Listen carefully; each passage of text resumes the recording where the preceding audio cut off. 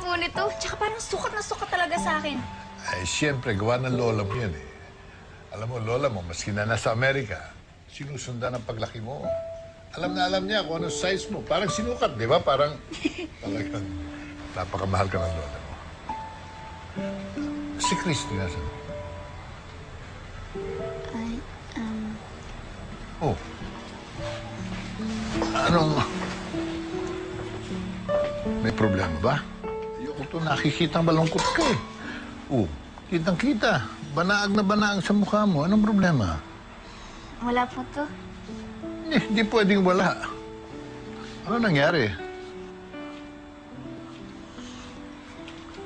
May Sabi mo- iba po kasi akong mali sa ate ko eh.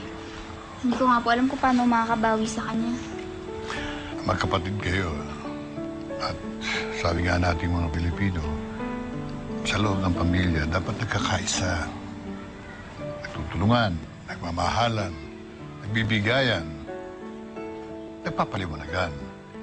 Sa bagay, yun lamang tanggapin mo na meron kang pagkukulang at meron kang dapat gawin. Malaking bagay na yun. Kaya, sundin mo yung dapat mong gawin. Mag-usap kayo. Ha? Yun ang paraan. Sige po. Salamat po ah. Very good. Si ate po walang sweater. Hindi. Meron. Alam mo ito, meron ding pinadala lola mo. At meron din ako nito.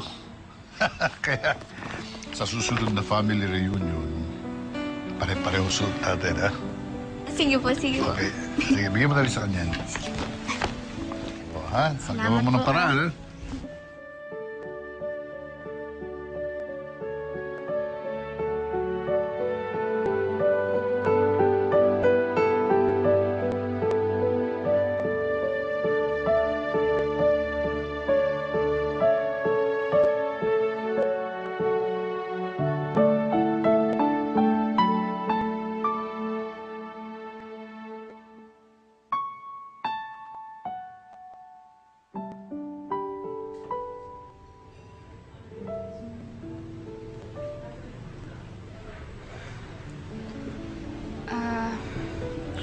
Mira, yung sinabi ko sa'yo nung isang araw, Tama po lahat yun. hindi tama yun. Hindi ko dapat binitawan yung mga salitang yun sa'yo. Hindi ka magnanakaw. Hindi tayo pinalaki ng ganun. Hindi ko dapat sinabi yun sa'yo. Kahit ano naman po itawag niyo dun, nagkamali pa rin po ako. Mira, alam kong mahirap yung sitwasyon natin ngayon. Hindi natin nakukuha lahat ng gusto natin.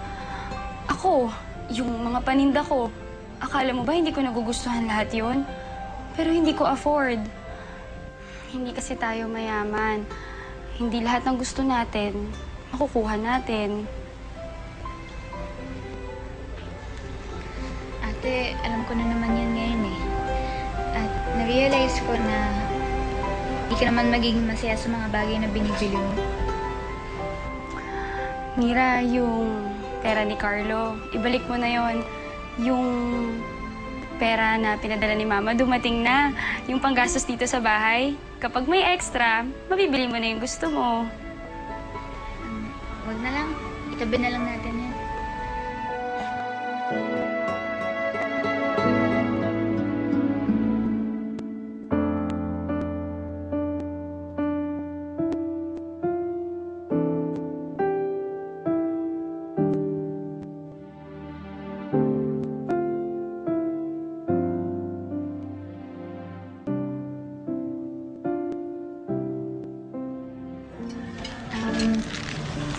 Nga pala. Salamat ulit. Ngayon, alam ko na kung ano ang importante. Siyempre, ako. Lakas ng loob mo ah. Hindi, joke lang. Siyempre. Thank you. Pero, sa totoo lang, importante ka talaga. Kaya pala may utang pa ako regalo sa'yo. Wala kang utang, no? Masaya na ako na magkasama tayo. yan, itabi mo na lang yan para sa future natin. Bakit? Tayo pa rin naman magkasama sa future, di ba? Pag-iisipan ko. Uy, Carlo! Hmm. Ito, ayusin mo. Bakit? Hindi. Di ba sinabi naman na mahal kita? And forever na yun.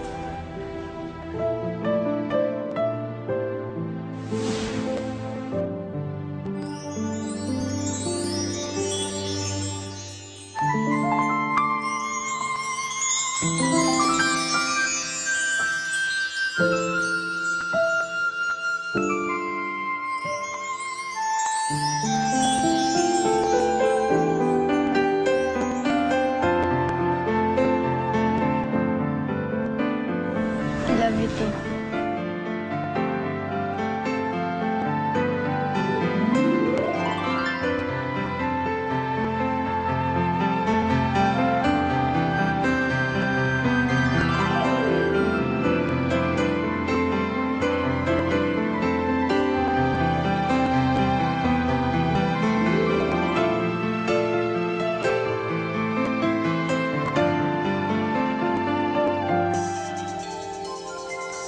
Mahal kong Maynila, sa'yo'y hindi mawawalay.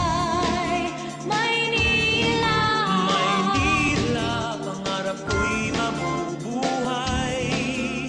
paglingap na walang kapantay. One love, one heart, one nation. Maynila, you're my inspiration. Kapuso, #1 tayo. Lagon na sa Manila Fans Club. Hi guys! I'm Den. And I'm Ann. Gusto niyo bang makilala, makasama, o makabanding ang mga paborito niyong artista? O kaya makakilala ng mga bagong kaibigan tulad nila? Log on na sa Maynila Year 10 Fans Club. Sa'yo pa ng exciting moment with your favorite artista? Log on na sa Manila Year 10 at yahoo.com. Enjoy to! Dito sa Maynila, siguradong mag-enjoy ka. More fan, more excitement, more friendship. Kaya ano pang hinihintay nyo? Log on na! Gusto mo bang makita ang mga paborito mong artista? Hindi mo lang sila makikita, mag-e-enjoy ka pa. So ano pang ginagawa mo? Lagon na, Maynila Year 10, super enjoy. If you want to experience Spain, then be a part of our family. Be a part of Manila Year 10. Maynila, March 96!